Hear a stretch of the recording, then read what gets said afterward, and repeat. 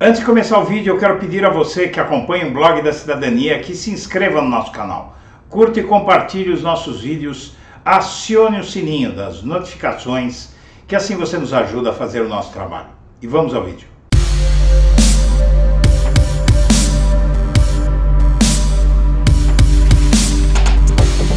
Bom dia, senhoras e senhores. Hoje é 21 de setembro de 2022, são 8 horas da manhã.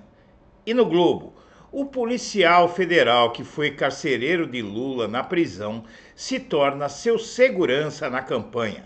Posso testemunhar que eu mesmo vi a relação de amizade que se estabeleceu no cárcere entre Lula e aquele que ficou conhecido como Rodrigo Hilbert da PF.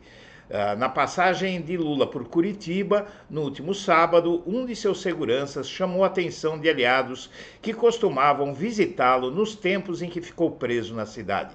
O agente da Polícia Federal, Rocha Júnior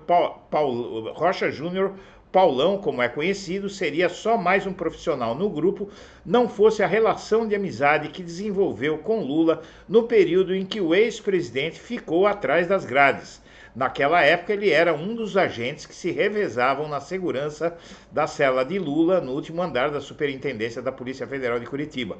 A aproximação aconteceu especialmente nos fins de semana, quando o ex-presidente estava proibido de receber visitas.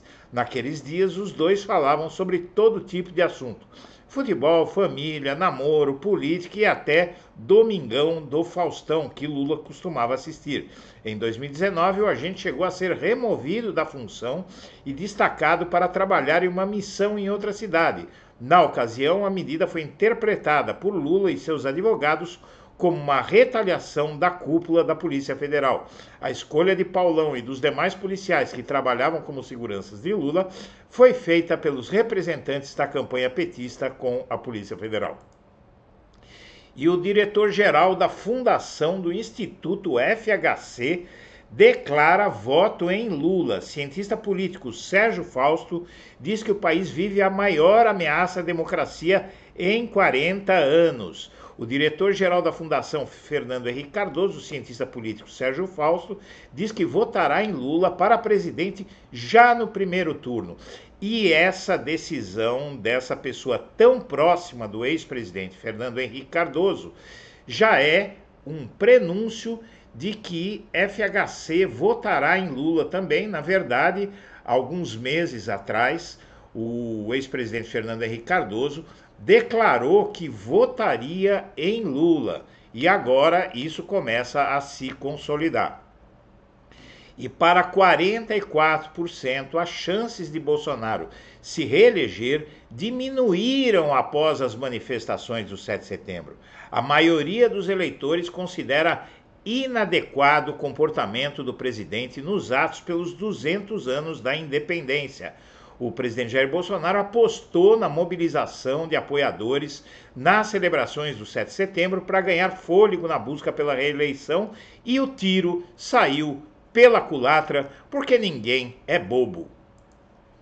E na pesquisa Quest, Lula sobe após cair.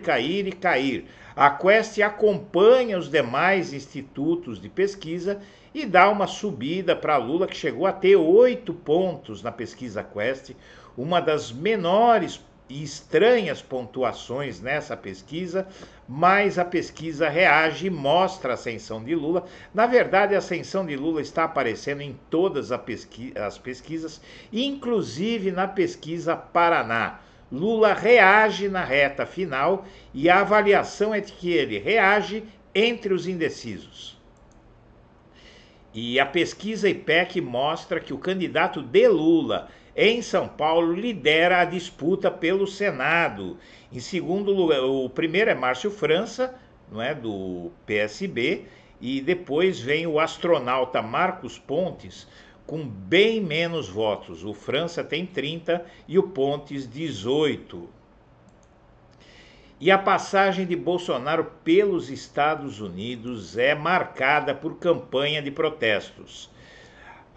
O candidato à reeleição, Bolsonaro, aproveitou o tempo no discurso da Assembleia Geral da Organização das Nações Unidas para fazer campanha a 11 dias do primeiro turno das eleições. Ele falou 20 minutos, nos quais fez um balanço de seu governo, e enquanto isso, do lado de fora, multidões protestavam contra ele. As ruas de Nova York foram tomadas pelo Fora Bolsonaro e até projeções chamando-o de genocida e brochonaro foram feitas na fachada dos prédios em Nova York.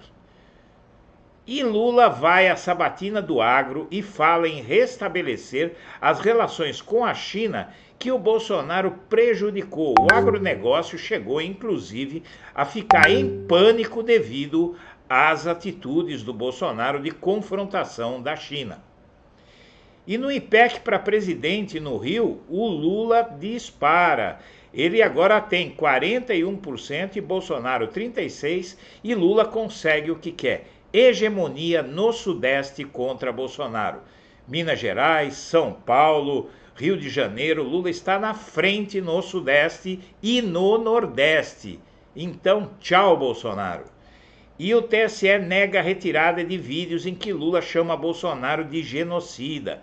Advogados do Lula haviam acusado o candidato, advogados de Bolsonaro haviam acusado o candidato do PT de promover propaganda antecipada com conteúdo negativo, e o TSE dá decisão final sobre esse caso e Lula agora pode chamar o Bolsonaro de genocida. E o inquérito sobre desvios no MEC leva à guerra interna na Polícia Federal. A PF se divide entre investigar os escândalos do ministro pastor de Bolsonaro, Milton Ribeiro, e não investigar. E tudo isso termina no dia 1º de janeiro, quando Bolsonaro vai desinfetar da presidência da República. Senhoras e senhores, nós agradecemos a atenção e estaremos de volta ao meio-dia.